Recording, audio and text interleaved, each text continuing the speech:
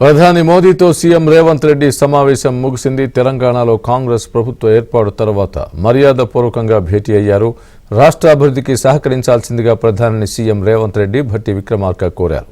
రాష్ట్రానికి రావాల్సిన పెండింగ్ నిధులు, national highways, state sales tax నిధులు, 14వ 15వ ఆర్థిక సంఘం సిఫార్సు చేసిన నిధులు, 20 అంశాలతో కూడిన రిప్రజెంటేషన్ ప్రధానికి ఇచ్చినట్లు సమాచారం.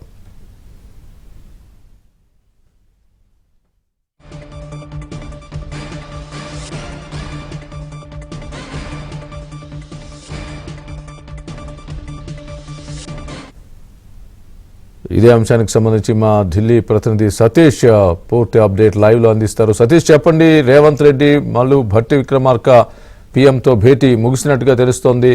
దీనికి సంబంధించి పూర్తి అప్డేట్ ఏమండి? ఏ అంశాల మీద ప్రధానంగా చర్చించారు? దీనికి సంబంధించి మీ దగ్గర ఉన్న తాజా అప్డేట్ ఏంటి? స్వామి ప్రధాని నరేంద్ర మోడీతో కొద్దిసేపటి క్రితమే తెలంగాణ సీఎం రేవంత్ రెడ్డి, అదేవిధంగా డిప్యూటీ సీఎం భట్టి విక్రమార్క సమావేశం ముగిసింది. దాదాపు అరగంట పాటు ప్రధాని నివాసంలో ఆయనతోని సమావేశమయ్యారు. ప్రధానంగా రాష్ట్రానికి రావాల్సిన నిధులు కావచ్చు, రాష్ట్రానికి కేంద్ర ప్రభుత్వ సహాయం కావచ్చు, ఆర్థికంగా రాష్ట్రాన్ని కాపాడాల్సిన బాధ్యత కేంద్ర ప్రభుత్వం పైన ఉందనే అంశాన్ని కూడా వారు స్పష్టం చేశారు. ఇక ఎఫ్ఆర్బిఎం పరిధి లిమిట్ కావచ్చు, 15వ ఆర్థిక సంఘం నుంచి రాష్ట్రానికి రావాల్సిన నిధులు కావచ్చు, వెనుకబడిన జిల్లాలకు నిధులు కావచ్చు, ఉమ్మడిలో 10 జిల్లాల తెలంగాణలో దాదాపు 9 జిల్లాలు వెనుకబడిన జిల్లాలుగా చెప్పారు. 10 ఏళ్ల పాటు కూడా రాష్ట్రానికి ఆర్థిక సాయం కేటాయించాలి, వెనుకబడిన జిల్లాలకు నిధులు ఇవ్వాలనే కాన్సెప్ట్ మొదటి నుంచి ఉండే 10 ఏళ్ల పాటు అది కొనసాగుతుందనేది విభజన చట్టంలో ఉన్న నేపథ్యం కాబట్టి ఖచ్చితంగా గత కొద్ది రోజుల నుంచి కూడా పెండింగ్లో ఉన్న అంశాలు, పెండింగ్ నిధులకు సంబంధించిన అంశాలని ప్రధానంగా ప్రధాని మోదీ వద్ద వారు ఈ అంశాన్ని పెట్టారు. అదేవిధంగా రాష్ట్రానికి సంబంధించి ఆర్థికంగా కూడా రాష్ట్ర ప్రభుత్వం ఏ విధంగా ఆర్థిక పెనుభారంలో ఉంది, ఇప్పటి వరకు గత ప్రభుత్వ వైఫల్యాలు ఏమున్నాయి, ఆర్థికంగా గత ప్రభుత్వం తీసుకున్న నిర్ణయాలు కావచ్చు, ఆర్థిక పెనుభారంగా రాష్ట్రం ఏ విధంగా ఉందన్న అంశాలని కూడా చెప్పారు. ముఖ్యంగా తెలంగాణ రాష్ట్రం ధనిక రాష్ట్రం కాదు, అప్పుల రాష్ట్రంగా నాటి ప్రభుత్వం మార్చిందనేది కూడా నేటి ప్రభుత్వం చెప్తున్నది. అనేక సమావేశాలు నిర్వహించారు, అనేక రివ్యూ సమావేశాలు నిర్వహించారు. వివిధ శాఖల్లో ఎన్ని లక్షల కోట్ల పెండింగ్ ఉందన్న అంశాన్ని కూడా చెప్పారు. ఒక విద్యుత్ శాఖలోనే దాదాపు 85,000 కోట్లు పెండింగ్ ఉందనేది కూడా ప్రధానంగా సీఎం రేవంత్ రెడ్డి మొదటి నుంచి చెప్తున్నారు. ఇటీవల ఆయన విద్యుత్ సమీక్ష సమావేశం నిర్వహించారు. విద్యుత్ సమీక్ష సమావేశాన్ని కూడా ప్రభుత్వ వైఫల్యం ఏ విధంగా ఉందన్న అంశాన్ని కూడా ప్రధానంగా అందులో చెప్పిన అంశం. మరోవైపు అటు పౌర సరఫరాల శాఖలో కూడా పెద్ద ఎత్తున కూడా ఆర్థికంగా కూడా ఆ శాఖ మొత్తం కూడా కుంగిపోయింది అనేది కూడా ప్రధానంగా చెప్తున్నమాట. వీటన్నిటికి సంబంధించి తెలంగాణ అసెంబ్లీ సమావేశాల సందర్భంగా కూడా కొంత శ్వేతపత్రాలు విడుదల చేశారు. ఆ శ్వేతపత్రాల్లో ప్రధానంగా రాష్ట్ర ఆర్థిక పరిస్థితి ఏ విధంగా ఉన్న అంశాన్ని యావత్ తెలంగాణ ప్రజలకు చెప్పే ప్రయత్నం కాంగ్రెస్ ప్రభుత్వం చేసింది. అందులో భాగంగానే రాష్ట్రానికి కేంద్ర ప్రభుత్వ సహాయం ఏ విధంగా అవసరం ఉంటుంది, రాష్ట్ర ప్రభుత్వానికి ఏ విధంగా సహాయం అందించాల్సి ఉంటుంది, ఎఫ్ఆర్బిఎం పరిధి కావచ్చు, అదేవిధంగా కేంద్రం నుంచి రాష్ట్ర ప్రభుత్వానికి రావాల్సిన గ్రాంట్స్ కావచ్చు, పెండింగ్లో ఉన్న నిధులు కావచ్చు, ఈ అన్ని అంశాలని కూడా చెప్తున్నారు. మరోవైపు రాష్ట్ర ప్రభుత్వం గత 10 ఏళ్లలో తెలంగాణ రాష్ట్రానికి కేంద్రం ఏ సహాయం అందించింది, ప్రస్తుతం పెండింగ్లో ఉన్న అంశాలేంటి, పెండింగ్ నిధుల అంశాలు కావచ్చు, అన్నిటికి సంబంధించిన అంశాన్ని ప్రధాని మోదీ వద్ద తెలంగాణ సీఎం రేవంత్ రెడ్డి కావచ్చు, డిప్యూటీ సీఎం భట్టి విక్రమార్క కావచ్చు సుదీర్ఘంగా అరగంట పాటు సమావేశమయ్యారు. ఆ సమావేశంలో రాష్ట్రానికి సంబంధించిన అంశాలను వివరించారు. ఇక రాష్ట్రానికి సంబంధించి హైవేలు ప్రధానంగా ఉంటాయి, వివిధ జాతీయ రహదారులు వివిధ రాష్ట్రాలకు కూడా తెలంగాణ సరిహద్దుల నుంచి ఉంటాయి. అదేవిధంగా సిటీ లోపల రోడ్లు కావచ్చు, ముఖ్యంగా కేంద్ర ప్రభుత్వం నుంచి వచ్చే రోడ్లకు సంబంధించి కేంద్ర ప్రభుత్వం వచ్చే నిధులు కావచ్చు, వీటన్నిటిని కూడా ఇవ్వాల్సిందిగా కోరుతున్నారు. అదేవిధంగా పెండింగ్లో ఇంకేమైనా నిధులు పెండింగ్లో ఉంటే కూడా వాటిని కూడా త్వరితగతిన తెలంగాణకు విడుదల చేయని చెప్తున్నారు. ముఖ్యంగా తెలంగాణ ప్రభుత్వం మొదటి నుంచి కోరేది ఒకటే, కొత్త ప్రభుత్వం వచ్చింది, కొత్త ప్రభుత్వం వచ్చిన ప్రభుత్వం అనేక హామీలు ప్రజలకు ఇచ్చిన నేపథ్యం. మరోవైపు గత ప్రభుత్వం అప్పుల భారంగా కుదించి తెలంగాణ ప్రభుత్వం అప్పుల తెలంగాణగా మార్చిందనేది కూడా కాంగ్రెస్ పార్టీ మొదటి నుంచి చెప్తున్న నేపథ్యం. ఖచ్చితంగా వాటన్నిటి అంశాలలో కూడా తెలంగాణ రాష్ట్రానికి కేంద్రం అన్ని విధాల సహాయ సహకారాలు అందించాలని చెప్తున్నారు.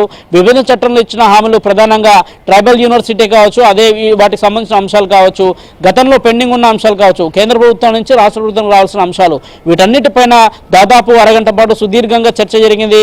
సుదీర్ఘమైన సమావేశంలో రాష్ట్రానికి సంబంధించిన అంశాలపైనే ఎక్కువగా చర్చించి వాటిని త్వరితగతిన రాష్ట్ర ప్రభుత్వానికి విడుదల చేయాల్సింది తెలిసిందిగా అక్కడి నుంచి నేరుగా ఆర్థిక శాఖకు కూడా రాష్ట్ర ప్రభుత్వం యొక్క పెనుభారాన్ని వివరించాల్సిందిగా కూడా ప్రధానికి వారు విజ్ఞప్తి చేసినట్టు తెలుస్తుంది. ఇక సీఎంతో పాటు అధికారులు సైతం కూడా ఈ సమావేశంలో పాల్గొన్నట్టు తెలుస్తుంది. ముఖ్యంగా తెలంగాణలో ప్రస్తుతం అమలు చేసిన స్కీమ్స్ కావచ్చు, గత రాష్ట్ర ప్రభుత్వం చేసిన అప్పులు కావచ్చు, ప్రస్తుత ప్రభుత్వం రాష్ట్రానికి సంబంధించిన నిధుల కొరత ఉందన్న అంశాన్ని కూడా కేంద్ర ప్రభుత్వానికి వివరించిందని తెలుస్తుంది. దాదాపు కొన్ని అంశాలపైన చర్చ జరిగిందని చెప్తున్నారు. ప్రధానంగా ఉమ్మడి ఆంధ్రప్రదేశ్లో ఉన్నప్పుడు పునర్విభజన చట్టంలో ఏదైతే హామీలు ఇచ్చారో ఆ హామీల అమలుకు సంబంధించి ఇప్పటికే కొన్ని సంస్థాగతంగా కూడా కొన్ని ఇబ్బందులు ఉన్నాయి. వాటికి సంబంధించిన అంశంలో చట్టంలో పేర్కొన్న అంశాలను కూడా త్వరితగతిన పూర్తి చేయాల్సి ఉంటుంది. రెండు రాష్ట్రాల మధ్య ఇంకేమైనా సమస్యలు ఉన్నాయన్న అంశాన్ని కూడా ప్రధాని దృష్టికి తీసుకెళ్లారు. ప్రధానంగా ఢిల్లీలో ఉన్న తెలంగాణ ఆంధ్రప్రదేశ్ భవన్లో మొదటి నుంచి కూడా ఉమ్మడి ఆంధ్రప్రదేశ్కి ఒకే భవన్ ఉంది. తెలంగాణ విభజన తర్వాతకి 10 ఏళ్ల పాటు కూడా ప్రస్తుత భవనం కొనసాగుతుంది. అటు ఎంప్లాయీలకు కొరత కావచ్చు, అదేవిధంగా రాష్ట్రాల నుంచి వచ్చే మంత్రులు కావచ్చు, అధికారులకు కావచ్చు సరైన సదుపాయాలు తెలంగాణ భవన్లో వారికి వచ్చిన వాటర్ రేషియో ప్రకారం కూడా సరిపోని పరిస్థితి నేపథ్యంలో ఖచ్చితంగా కొత్త తెలంగాణ భవన్ నిర్మాణంకు మొదటి నుంచి కూడా వచ్చిన కాంగ్రెస్ ప్రభుత్వం యోచిస్తుంది కాబట్టి ఆ అంశాన్ని కూడా అక్కడ వివరించినట్టు తెలిసింది. ఇటీవల ఈ అంశం కేంద్ర హోంశాఖ దగ్గర ఉంది. హోంశాఖ ఇప్పటికే రెండు రాష్ట్రాల అధికారులతో కూడా చర్చించింది. మరోవైపు ఇక రాష్ట్రానికి సంబంధించి జీఎస్టీ పెండింగ్ నిధులు కావచ్చు, అదేవిధంగా రాష్ట్రంలో ఉన్న పెండింగ్ బకాయిలు కావచ్చు, కేంద్రం నుంచి రావాల్సిన నిధులు కావచ్చు, వీటన్నిటిపైన కూడా ఒక మెమరాండాన్ని ప్రధాని మోదీకి ఇచ్చినట్టు తెలుస్తుంది. దాదాపు ఆ నివేదికలో రాష్ట్ర ఆర్థిక పరిస్థితి ఏ విధంగా ఉంది, తెలంగాణ రాష్ట్రానికి తక్షణమే కేంద్ర సహాయాన్ని కూడా అర్జించాల్సిందిగా, కేంద్ర సహాయం వెంటనే విడుదల చేయాల్సిందిగా కోరుతున్నారు. గతంలో అనేక అంశాలు పెండింగ్లో ఉన్నాయి. గత ప్రభుత్వం హయాంలో కేంద్రానికి అదేవిధంగా రాష్ట్ర ప్రభుత్వానికి కొంత దూరం పెరిగిన నేపథ్యం కాబట్టి నాటి సందర్భంలో ఆగిన ప్రాజెక్టులే కావచ్చు, ఆ సందర్భంలో రాష్ట్రానికి రావాల్సిన నిధులే కావచ్చు, వీటన్నిటిని కూడా త్వరితగతిన విడుదల చేయాల్సిందిగా ప్రధాని మోదీకి విజ్ఞప్తి చేసినట్టు తెలిసింది సీఎం రేవంత్ రెడ్డి. అదేవిధంగా డిప్యూటీ సీఎం మల్లు భట్టి విక్రమార్క నేరుగా ప్రధాని నివాసం నుంచి తెలంగాణ భవన్కి చేరుకున్నారు. తెలంగాణ భవన్లో ఉన్న శబరి బ్లాక్కి విజిట్ చేశారు. శబరి బ్లాక్లో డిప్యూటీ సీఎం రేవంత్ రెడ్డితో డిప్యూటీ సీఎం భట్టి విక్రమార్కతోని సీఎం రేవంత్ రెడ్డి ఒక సమావేశాన్ని ఏర్పాటు చేసుకున్నారు. ఆ సమావేశంలో ప్రధాని వద్ద చర్చించిన అంశాలు కావచ్చు, మరికొద్దిసేపట్లో అధికారికంగా ఒక మీడియా సమావేశాన్ని డిప్యూటీ సీఎం భట్టి విక్రమార్క ఏర్పాటు చేశారు. ఆ సమావేశానికి కేంద్ర ప్రభుత్వానికి ఇచ్చిన అంశాలు కావచ్చు, ప్రధాని మోదీతో జరిగిన అంశాలు కావచ్చు, ఆ భేటీకి సంబంధించిన సారాంశాలన్నింటినీ కూడా మరికొద్దిసేపట్లో మీడియా సమావేశం ద్వారా అధికారికంగా భట్టి విక్రమార్క వివరించబోతున్నారు. 6 గంటలకు ఆయన తెలంగాణ భవన్లో వేదికగా 6 గంటలకు ఒక మీడియా సమావేశాన్ని ఏర్పడిస్తూ ఆ మీడియా సమావేశంలో కేంద్రం వద్ద కావచ్చు, అదేవిధంగా రాష్ట్రం నుంచి ప్రధానమంత్రి మోదీకి ఇచ్చిన విజ్ఞప్తులు కావచ్చు, ఆయన ఏం చెప్పారు, తక్షణమే రాష్ట్రానికి ఎలాంటి సహాయం అందుతున్న అంశాల్లో ఇప్పటికే కొంత క్లారిటీ వచ్చినట్టు తెలుస్తుంది. ఇదే అంశంపై మరికొద్దిసేపట్లో అధికారికంగా డిప్యూటీ సీఎం భట్టి విక్రమార్క వివరించబోతున్నారు. మరోవైపు ఈ రోజు రాత్రికి కూడా ఢిల్లీలోనే ఉండే అవకాశాలు చాలా స్పష్టంగా కనిపిస్తున్నాయి. సీఎం రేవంత్ రెడ్డితో పాటు భట్టి విక్రమార్క కూడా ఇక్కడే ఉండి నేరుగా రేపు ఇక్కడి నుంచి నాగ్పూర్ బయలుదేరతారనేది కూడా సమాచారం అందుతున్న నేపథ్యం. ఇప్పటి వరకు ఈ టూర్కి సంబంధించిన అంశాలు ఇంకా క్లారిటీ లేదు. అయితే ఇప్పుడు కేంద్ర ప్రభుత్వాన్ని కలిసారు. ఇక పార్టీకి సంబంధించిన అంశాలు కూడా పార్టీ పెద్దల్ని ఈ రోజు కలుస్తారా, లేదంటే తిరిగి రేపు ఉదయం పార్టీకి సంబంధించిన అగ్రనేతల్ని కలిసి రాష్ట్రానికి ప్రధానంగా పార్టీలో జరుగుతున్న తాజా పరిణామాలు కావచ్చు, తెలంగాణలో ప్రస్తుతం ఉన్న పరిస్థితులు కావచ్చు, వీటన్నిటిపైన కూడా చర్చించే అవకాశాలు చాలా స్పష్టంగా ఉన్నాయి. ఇక ప్రధాన ఎజెండా మాత్రము మొదటి నుంచి కూడా నూతన ప్రభుత్వం ఏర్పడిన నుంచి కూడా డే 1 నుంచి కూడా చెప్తున్నది ఒకటే, ఆర్థికంగా పెనుభారంలో ఉంది రాష్ట్ర ప్రభుత్వం. అనేక అప్పులు గత ప్రభుత్వం చేసింది. ప్రాజెక్టులకు అక్రమంగా నిధులు కేటాయించారు.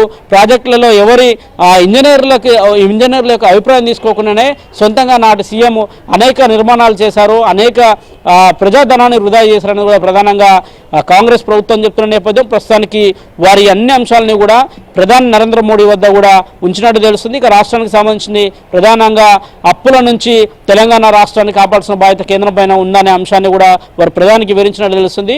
దీనిపైన వారు ఏం తీసుకుంటారు అనేది కూడా చూడాల్సి ఉంటుంది. మరోవైపు 15వ ఆర్థిక సంఘంలో పెండింగ్లో ఉంటే నిధులు వాటిని కూడా కేటాయించాల్సింది కూడా పదే విజ్ఞప్తి చేస్తున్న నేపథ్యం. అనేక కార్యక్రమాలు చేపడుతుంది కాబట్టి రాష్ట్ర ప్రభుత్వానికి కొంత సహాయ సహకారాలు కేంద్ర ప్రభుత్వం అందించాల్సి ఉంటుంది. అందులో భాగంగానే ప్రధాని మోదీని కలిసామనేది కూడా CM Revanth Reddy deputy CM Bhatti Vikramarka చెప్తుంది. ప్రధానంగా ఈ రోజు కలిసిన సమావేశంలో అరగంట పాటు జరిగిన సమావేశంలో రాష్ట్ర సమస్యలు, అదేవిధంగా రాష్ట్రంలో ఉన్న తాజా పరిస్థితులు కావచ్చు, పాత ప్రభుత్వం చేసిన అప్పులు కావచ్చు, కొత్త ప్రభుత్వం ఏ విధంగా తమ ప్రభుత్వాన్ని నడిపించబోతుంది, ప్రజలకు ఏం చేయబోతున్నారు, కేంద్ర సహాయం ఎలా ఉండాలనే అంశాన్ని కూడా ప్రధాని వద్ద చాలా స్పష్టంగా కూడా వివరించినట్టయితే తెలుస్తుంది. రైట్.